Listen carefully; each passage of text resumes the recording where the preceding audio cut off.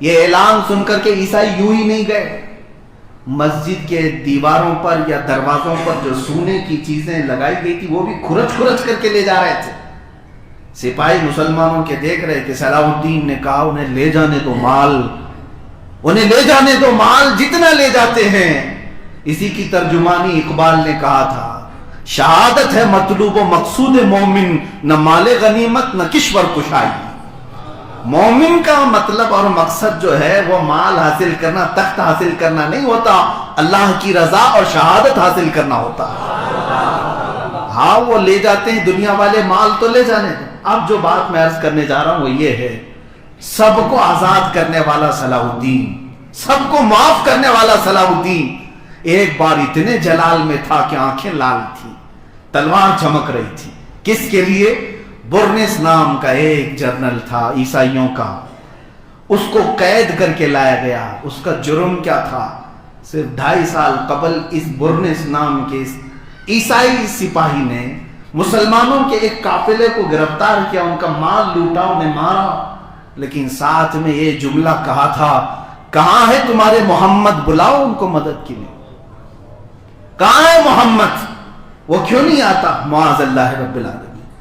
یہ جملہ صلاح الدین تک پہنچا تھا، کہا کہ اس نے مارا تو مارا، مال تو لوٹا، لیکن نبی کونین کو اس طرح سے جملے کہہ کر کے بلایا۔ صلاح الدین اس وقت بیمار تھے، اللہ کی بارگاہ میں منت کرتے، نذر کرتے، مولا اتنی سانسیں اور بڑھا دے کہ میں اس گستاخ کو سب کے سامنے گردن قلم کروں۔ 2.5 سال ہو گئے، صحت یاب بھی ہوئے، اور ایک وقت وہ بھی آیا کہ جب برنس بھی قید ہو کر کے آ گیا۔ عیسائی بکرے کی اماں کب تک خیر منائے گی؟ ایک دن تو بقرعید آئے گی، ایک دن تو بقرعید آئی جاتی ہے۔ آج صلاح الدین ایوبی کے ہاتھ میں وہ برنس آیا، اس نے خود کہا، صلاح الدین ہمارے بڑے بڑے سپاہیوں کو تو نے آزاد کیا، مجھے کیوں قتل کرنے کے لیے سب کے سامنے کھڑا کیا گیا؟ صلاح الدین ایوبی نے تلوار لہرائی اور کہا، برنس آج سے 2.5 سال پہلے تو نے کہا تھا کچھ غریب مسلمانوں کو کہ بلاؤ، کہاں ہے وہ محمد؟ دیکھ اس محمد نے مجھے بھیجا ہے صلی اللہ تعالی علیہ وسلم، اور اس کی گردن قلم کیا، اور پھر اعلان کیا، صلاح الدین اپنے ساتھ ہونے والے ہر ظلم کو معاف کر سکتا ہے، نبی کونین کی طرف اٹھنے والی انگلی کو ہمیشہ کے لیے ختم کر سکتا ہے۔ حضور صلی اللہ علیہ وسلم کے لیے اور اسلام کے لیے جو بات خلاف شرع یا خلاف عادت نکلے گی، پھر اس کا مقابلہ کرنا، اسی کو غیرت کہتے ہیں۔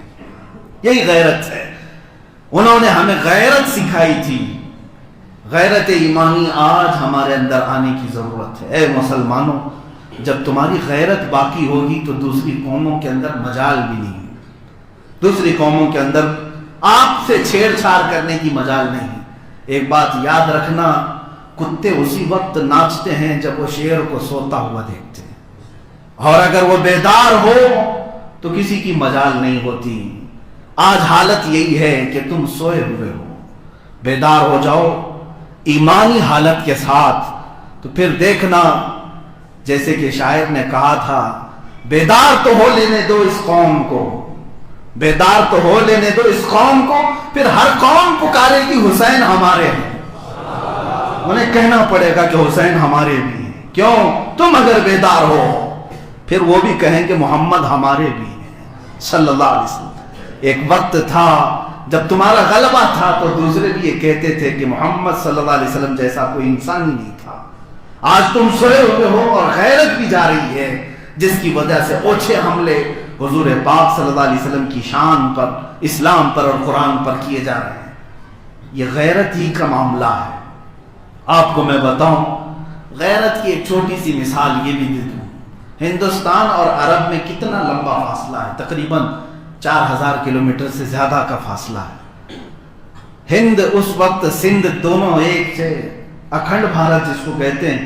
سندھ کے علاقے میں ایک راجہ دابر سنگھ تھا، اس کے حکومت میں کچھ گنڈوں نے مسلمان عورتوں کو گرفتار کیا جو حج پہ جا رہی تھی۔ یہ 90 ہجری کے قریب کا واقعہ ہے، 90 ہجری کی بات کر رہا ہوں، 1442 ہو گئے۔ اس زمانے میں کچھ عورتوں کو گرفتار کیا، ان کا مال لوٹ لیا.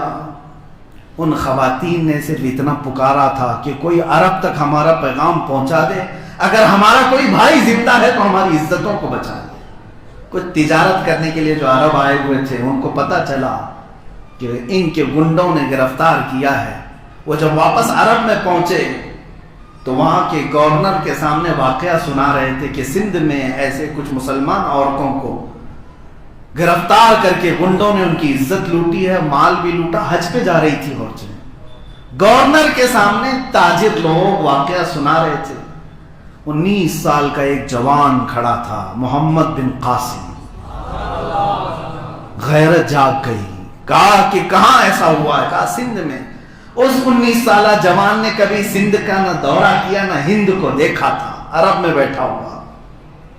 اور 19 سال کی عمر ہوتی کیا ہے؟ آج ہمارے ہاں تو اس کو لڑکپن کہتے ہیں، بچپن بھی کہتے ہیں بعض لوگ. جبکہ 19 سال کی عمر میں محمد بن قاسم نے وہیں سے پکار کر کہا لبیک یا اختی، اے میری بہن میں آ رہا ہوں تیری عزت کی حفاظت کے لیے. 10,000 کا لشکر لے کر محمد بن قاسم سب سے پہلے سندھ کے وادی میں اترنے والا. سب سے پہلے محمد بن قاسم نے اس راجا سے یہی کہا تھا کہ ان خواتین کو چھوڑ دو، ان عورتوں کی عزت سے کھیلنا چھوڑ دو، انہیں آزاد کر دو. وہ بڑے مقدس سفر پر تھی، ہم امن کے ساتھ آپ سے مطالبہ کر رہے ہیں. لیکن راجا کو غرور اتنا تھا، گھمنڈ اتنا تھا اپنی طاقت پر. کہا کہ تم جیسے چھوٹے چھوٹے بچوں کے ساتھ راجا ایسی حرکت کرے گا کہ تمہارا نشان ختم ہو جائے گا. محمد بن قاسم کو للکارتا، اور تم مجھ سے کہتے ہو کہ عورتوں کو چھوڑ دے، ایسا کبھی نہیں ہو سکتا. محمد بن قاسم نے کہا کہ اگر تم چھوڑ نہیں سکتے تو پھر آ جاؤ، ہمارا اور تمہارا مقابلہ ہوگا. اور یہ 3 دن تک کی جنگ تھی. تاریخ میں آج بھی لکھا ہوا ہے، پنڈتوں نے بھی یہ تاریخ لکھی. سب سے پہلی جنگ جو سندھ کے میدان میں ہوئی وہ ایک غیرت کے نام پر ہوئی ہے. محمد بن قاسم نے وہ جوہر دکھائے تھے کہ 3 دن کے اندر سارے فوجی راجا کے تتر بتر ہو گئے، اور وہ راجا بھی قیدی ہو کر کے گرفتار ہوا. ہمیشہ کے لیے خاتمہ ہوا، ایک تخت ختم ہوا، ایک ظلم ختم ہوا. ان عورتوں کو آزاد بھی کیا اور پرچم اسلام بھی لہرایا. محمد بن قاسم 19 سال کا جوان ہے جو ایک غیرت کو لے کر کے عرب سے یہاں چلا آیا تھا. اے جوانوں، تمہاری غیرت کہاں ہے؟ آج تمہاری بہنوں کی بھی عزت لوٹی جا رہی ہے. کیا یہ دلی کے واقعے نہیں آپ کو جھنجھوڑتے ہیں؟ جہاں پر ہر آئے دن کوئی نہ کوئی ایک خاتون کو ریپ کرنا، اسے مار ڈالنا، اسے جلا دینا، ختم کرنا، اس پر کتنے لوگوں کی آوازیں اٹھتی ہیں. آپ کو پتا ہے ہماری سیاست میں بھی کتنی نمائندگی ہے. 300 کے قریب تو پورے ہندوستان میں MLA مسلمان بیٹھے ہوئے ہیں. پتا نہیں ان کی زبانوں پر کس نے تالے لگائے ہیں. میرے عزیزوں، اگر اللہ نے تمہیں منصب دیا ہے تو آواز تو اٹھاؤ اپنی بہنوں کے لیے. تم کبھی آواز نہیں اٹھاتے، اپنی بہنوں کے لیے تو پکارو. جن خواتین کو ان درندوں نے نوچ ڈالا، کیا قیامت کے دن تم سے سوال نہیں ہوگا؟ قرآن کی آیتیں میں تمہیں پڑھ کر کے بتاتا ہوں. سورہ تکویر میں اللہ فرماتا ہے وَإِذَا الْمَوْءُودَةُ سُئِلَتْ بِأَيِّ ذَنبٍ قُتِلَتْ.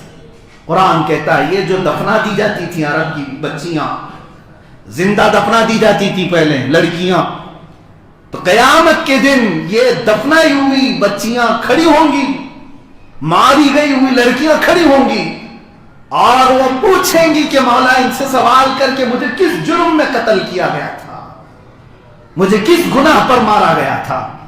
تو موجود سارے لوگوں کو یہ جواب دینا ہوگا تمہارے آنکھوں کے سامنے مارا گیا ہے، تمہارے سامنے قتل کیا گیا ہے، تم نے آواز تک نہیں اٹھائی.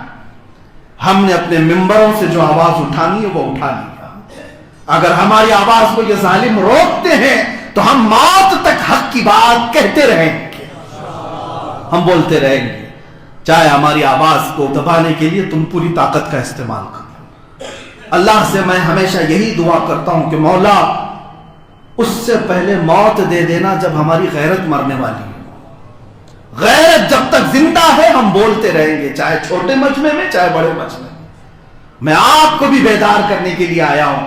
اللہ کے نبی صلی اللہ علیہ وسلم کی ایک حدیث ہے، ارشاد فرماتے ہیں کہ تمہارے دلوں میں اللہ تعالیٰ وہن ڈال دے گا قیامت کے قریب۔ تو صحابہ نے پوچھا کہ وہن کیا چیز ہے؟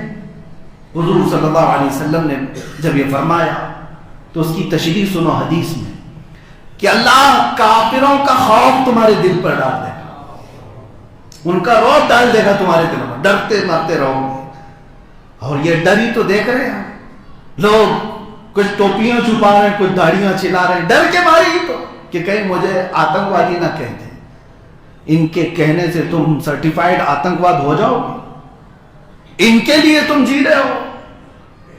میں ہمیشہ یہ کہتا ہوں کہ ہزار یہ ہمارے لیے بھونکے آتنکوادی دہشت گردی، ہم نہ ان کا کھا رہے اور نہ ان کے لیے جی رہے ہیں، ہم اپنے خدا کا کھا رہے ہیں اور اس کے لیے جی رہے ہیں۔ جب رب تعالیٰ کی بارگاہ میں ہمارا دل صاف ہے تو دنیا کو بھونکنے دو، تم اپنے رب کے لیے سچے مومن بندے تو بن جاؤ۔ کافروں کا رعب تمہارے دل پر ڈال دیا جائے گا۔ تو حضور سے پوچھا صحابہ نے ایسا کیوں ہوگا میرے آقا؟ ان کا خوف ہمارے دلوں پر ڈال دیا جائے گا، ایسا کیوں ہوگا؟ رسول کریم صلی اللہ علیہ وسلم ارشاد فرماتے ہیں جب دو چیزیں تمہارے دل میں آ جائیں، جب دو چیزیں تمہارے دل میں آ جائیں تو سمجھ لینا کہ اللہ دشمنوں کا خوف تمہارے دل پہ ڈال رکھے گا، ان کو تمہارے سروں پہ مسلط رکھے گا۔ وہ دو چیزیں کیا ہیں؟ میرے آقا صلی اللہ علیہ وسلم ارشاد فرماتے ہیں حب الدنیا و کراہیت الموت، جب تم دنیا سے بے پناہ محبت کرنے لگ جاؤ اور موت سے ڈرنے لگ جاؤ، یہ دو چیزیں تمہارے اندر اگر آئی تو سمجھ لینا کہ دشمنوں کا خوف تمہارے اوپر مسلط ہوگا۔ آج یہ دو چیزیں دیکھنے کو مل رہی ہیں، سب کو اپنی دنیا سے اتنا پیار ہے، اتنی محبت ہے، ہر کوئی ڈرا ہوا ہے۔ کوئی معاملہ ہو تو باپ اپنے بچے کو اندر چھپا کر کے رکھ لے، بیٹا کائے کو باہر جائے گا، تیری زندگی خراب ہو جائے گی۔ ہوتا ہے ہونے دو، یہ سب سیاست ہے، یہ پالیٹکس ہے، یہی کہہ کر کے نوجوانوں کو بزدل بنا دیا، مار ڈالا ان کی غیرت کو۔ کئی مائیں ایسی ہیں، کئی بیویاں ایسی ہیں، کئی بہنیں ایسی ہیں جو نوجوانوں کے ہاتھوں اور پیروں کی بیڑیاں بن جاتی ہیں اور غیرت ان کی مار ڈالتی ہے۔ اگر عورتیں کسی نوجوان کو حق بات کہنے سے روکتی ہیں تو ایک دن کا انتظار کرو، جب تمہاری عزتوں پر کوئی حملہ کرے گا تب بھی یہ جوان کچھ نہیں کہے گا، کچھ نہیں کہے گا۔ تم نے اللہ اور اس کے رسول کے لیے کہنے سے انہیں روک رکھا ہے۔ آج یہی تو معاملات ہے، ڈر اور خوف، ڈر اور خوف نوجوانوں کے دلوں میں گھر کرتا جا رہا ہے۔ کہیں کسی جگہ پر میدان میں بلایا گیا، 25 لوگ 40 لوگ حاضر ہوئے اور وہ بھی دور سے سیلفی لیتے ہوئے اور کیمرہ کھینچتے ہوئے کہ دیکھتے ہیں ان کے ساتھ کیا ہوگا۔ ہاں مولانا مفتی صاحب میدان میں اترے، بلائیں چلو دیکھتے ہیں، شانہ بشانہ نہیں، دور کھڑے ہو کر کے ویڈیو تو لے لیں، کیا ہوتا ہے دیکھیں گے۔ یہ حالات ہیں، یہ غیرت ہے۔ غیرت یہ نہیں ہے میرے عزیزو، غیرت تو بدر کے وہ نوجوانوں کے اندر تھی جو 13 سال اور 15 سال کی عمر میں بھی میدان میں آ گئے، 13 سال اور 15 سال کی عمر میں بھی آ گئے۔ معاذ اور معوذ رضی اللہ تعالیٰ عنہ میدان میں آئے، بچے تھے، اور ایک صحابی کو پکڑ کر پوچھتے ہیں چچا جان ابو جہل کس کا نام ہے؟ وہ جانتے بھی نہیں تھے۔ صحابی نے پوچھا تم کیا کرو گے اس کا؟ بچوں نے کہا سنا ہے رسول پاک کو گالیاں دیتا ہے، سنا ہے وہ حضور پاک کو گالیاں دیتا ہے، ہم سے برداشت نہیں ہوگا۔ وہ ہنسنے لگ گئے، کہا تم چھوٹے بچے ہو، وہ سردار قریش، وہ سردار قریش پہلوان ہے۔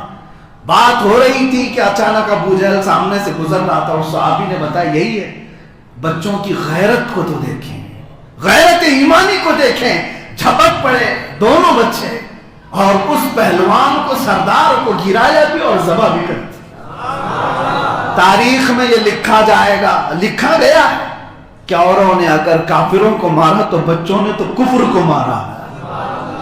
عزیزان گرامی، یہ غیرت ہوتی ہے۔ غیرت جب کسی کی زندہ ہو تو غلط چیز کو کبھی برداشت کر ہی نہیں سکتا۔ ہاں کیا ان بچوں کو چھوڑ دیا کافروں نے؟ بلکہ ایک بچے کے موڈھے پر تلوار مار دی، ہاتھ لٹک کر کے گر گیا، پھر بھی اس بچے نے ذرا برابر خوف نہیں کھایا۔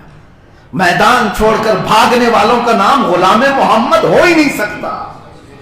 رسول پاک صلی اللہ علیہ وسلم کے لیے جان کا اور اپنے خون کا آخری قطرہ پیش کرنے والا، اس کا حقیقی نام غلام مصطفیٰ ہوتا ہے۔ اعلیٰ حضرت فاضل بریلوی رضی اللہ تعالیٰ عنہ نے اس خوف کو نکالنے کے لیے تو یہ فرمایا تھا، خوف نہ رکھ رضا ذرا، تو ہے عبد مصطفیٰ، خوف نہ رکھ رضا ذرا، تو ہے عبد مصطفیٰ، تیرے لیے امان ہے، تیرے لیے امان ہے۔ تم اگر نبی پاک کے ساتھ اپنی غلامی کی نسبتیں جوڑتے ہو تو خوف نکالو، بزدلی کو ختم کرو، غیرت کو